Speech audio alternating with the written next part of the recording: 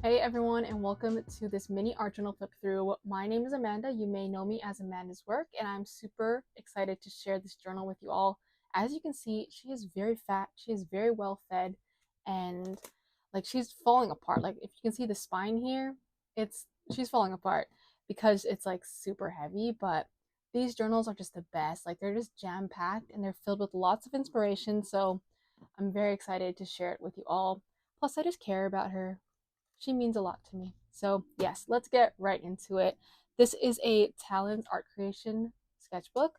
I have a new one here so we can compare them. Look at that. I mean, come on. Yeah, I love these journals because they're super cheap and I don't like spending a lot on my journals, so I prefer just going with a cheaper option. But these ones, like, even though they're cheap, they are really high quality. They hold paint really well. Like, they're cheap, but they still got good quality to them. So I highly recommend these ones if you're thinking about getting a journal. Go for Talens.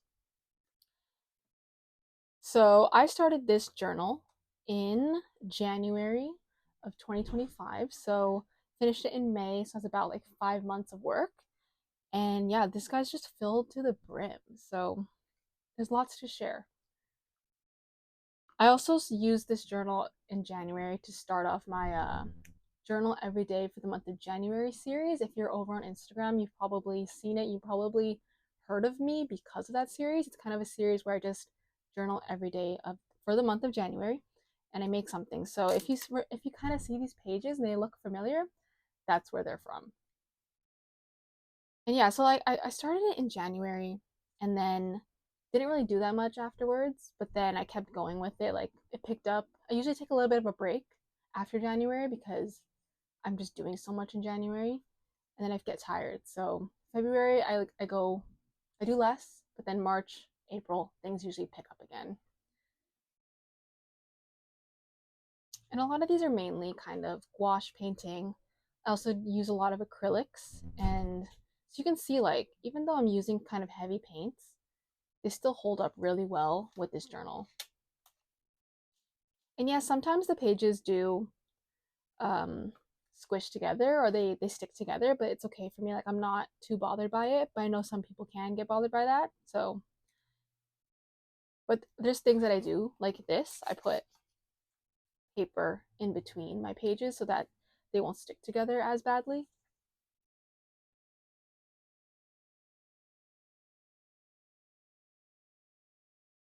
And sometimes I do this thing where I'll put some paper down to cover up bleed through because sometimes these pages like things will bleed through. And yeah, like it's just a tactic that I use to cover things up. This was probably my favorite page that I did for the Journal Everyday series. It just worked, and I feel like it just really spoke to me. Some pages they just do that. I wish I could elaborate more, but I really can't. Like this probably was my favorite page. Why? Because it is.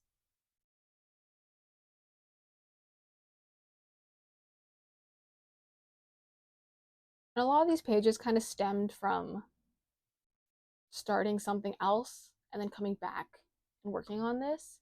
I wouldn't say like I have a full plan when I do these pages. I just start them and something comes from it.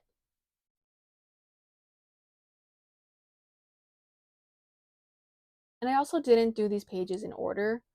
I would kind of skip pages and then come back, fill them in later on, just depending on how things are.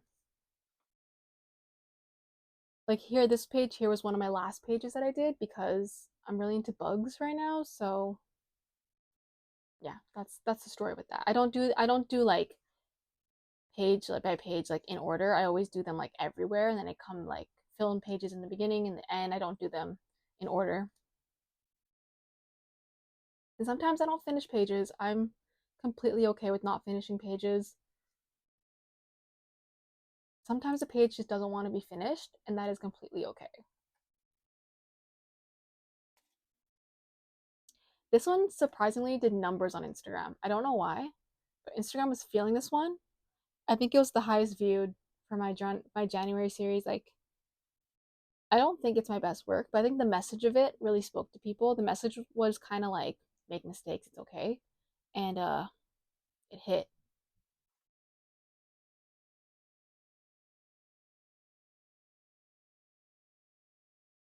This one here I did with all toothpicks. So I was just watching TV and I filled up the whole page using toothpicks and watercolors, and it took some time. It was not an immediate thing. This one took a couple hours, just because like I wanted to let layers dry because I knew I would smear it if I didn't wait. But it turned out like really cool. I think I really liked how it turned out, but it did take some time to complete. This one was really cool too. I don't dive into collage that often, but I wanted to really mess with it. Plus, I have so much scrap paper that I always save, so I wanted to use that scrap paper and make a collage, and I think it turned out really cool.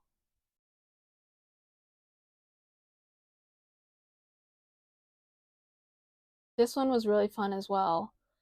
I really didn't have a plan for this one, but this one, the whole theme about it was just thinking about how my art is for me, and like it doesn't matter if I'm trying to impress anyone. I'm just trying to impress me because I find that like with my social media sometimes I'm always thinking about how to impress my audience, how to get my audience to connect with me, but in reality what everyone connects with me is the stuff that I am producing for myself. So when I connect to it, then I know that my audience will, and that this page was just kind of reminding like my expression should be first and foremost for myself.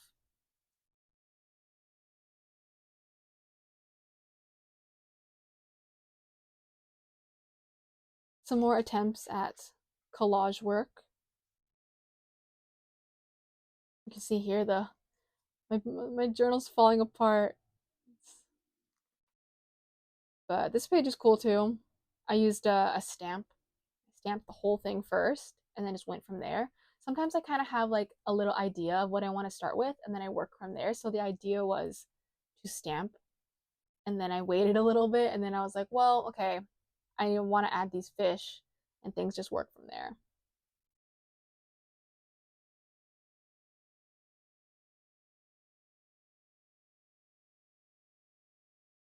I like this one too a lot. This one I would like, I think this one could kind of rock as a sticker. Like I want this kind of on my journal.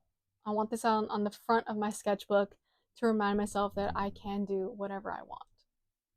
And yeah, a lot of these like I'm writing to myself. I'm not really writing to anyone. I'm just kind of writing to myself, reminding myself what I'm doing, and I'm speaking to myself.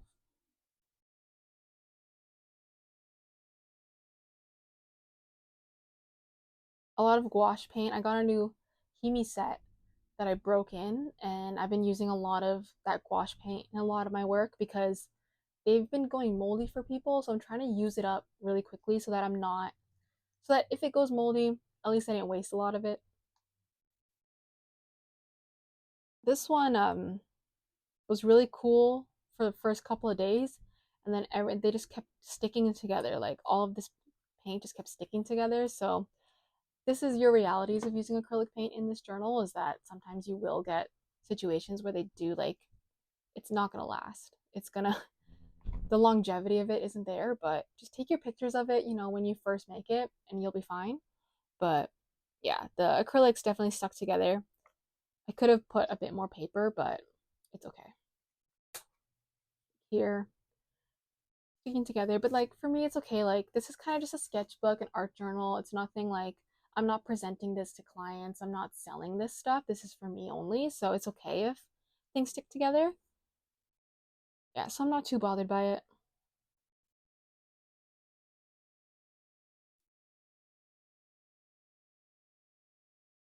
I really like this one too. I used acrylic ink to get kind of these like streaks and effects. Yeah, it's like acrylic ink.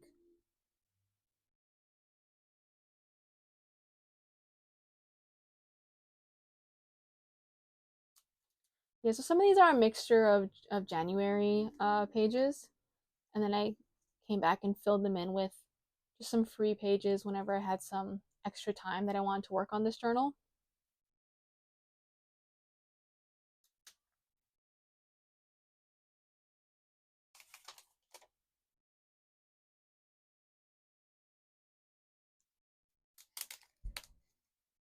this was made with acrylic paint and a fork.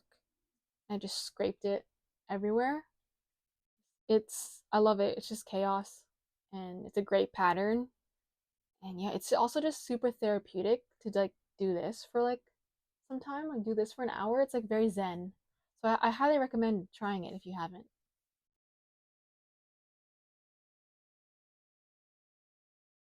Here I did, this is kind of a style I like to do where you do some writing, get it out of your head, and then cover it up so that people who people who you don't want to see it, they won't see it, but you got your ideas out and it's there.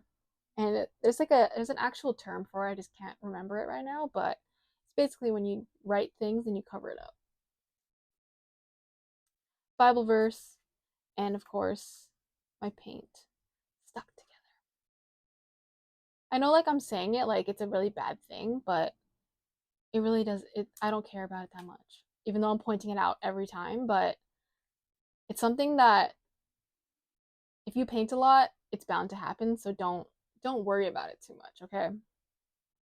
Like I still love these journals and I literally just bought a new one because I'm going to keep using them. So even though it seems like I'm complaining about how things tear up, it's okay.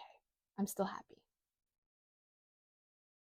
This here is probably one of my favorites. If I could claim some favorites, this would be one of them. Probably in the top 5. I just love it. It's colorful. It's my style right now. The words, I mean, it's me. This one here I only did with my non-dominant hand, so with my left hand, and I think it worked out pretty cool. Yeah, like not too bad for being with my only my left hand.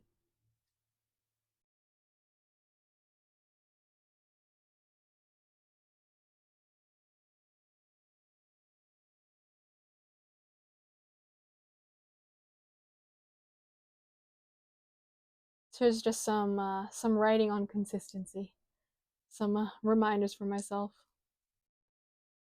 This one here, another top page, love it. Everything just worked really well. I did this one kind of, I was doing another painting and I had extra paint. So the extra paint from that painting goes right into this journal.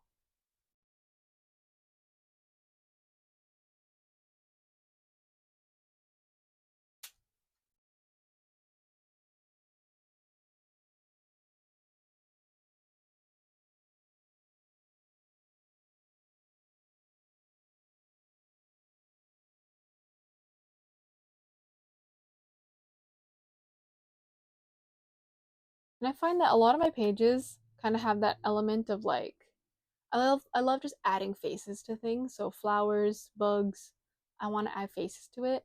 And I know someone asked me like what is the meaning of kind of my little black figurines here. I don't really have a meaning for them. They're kind of just like there. I wouldn't say they're me or like anything. They're kind of just like an extra element to add to things. I think I'm still figuring it out honestly what they mean. I don't have a full answer for that yet. So they're there for now. I'll have a better answer maybe one day, but yeah, I don't really have like a deep, fulfilling answer for that yet. They're kind of just an element of my work that like I always just add like a little person to it. I think it's just adding people into my society, into my world. Like I love creating worlds. I love creating stories. So maybe that's why they're there. But yeah, I don't really have a big, deep meaning for them yet. They're just there, living in my stories. And I love this one too. It's kind of just like how I would feel if someone looked into my brain. They'd be like, bro, what's going on?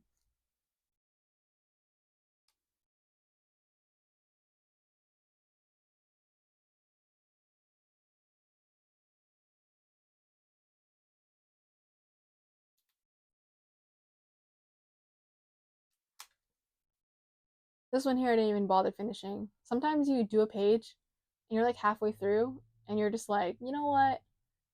I don't want to finish this one anymore. And so you can abandon them. It's okay. This is your sign that if you are stuck on a page, you don't have to finish it. You can move on. I give you permission to do that. And I think this one here is the last page. I always struggle with my last page. I never think my last page is any good. So I've accepted that, and it helps me to actually complete my work, is that I never really put that much effort into my last page, because like I feel like we put so much weight on the last page needing to be something fantastic and great and like, finishing all your work, but it doesn't. It's okay. I still think like this serves a good purpose, and I think it was great. I did a good job of finishing off my book. And then usually what I do, I don't share it, but I do some writing here for myself, and I just finish it off, like kind of like an epilogue. I just finish off the book. And yeah, but I keep that for myself. I do not share that with you. Sorry. But yeah, there you go. That is the end of this journal. Well, thank you all for joining me on this mini art journal tour. I hope this gives you inspiration. I hope this can remind you that you don't need a big, huge journal. You can make really beautiful work in a tiny journal. I honestly prefer working with mini journals because it feels like there's less space and it feels like there's less risk, but you still can have so much fun using a tiny journal. So if you haven't tried it yet, go and try a mini journal instead of a bigger journal. That may switch up how you make art, switch up how you approach things, and it can just be really fun. So yeah, thank you for watching. I will see you in the next one. Bye.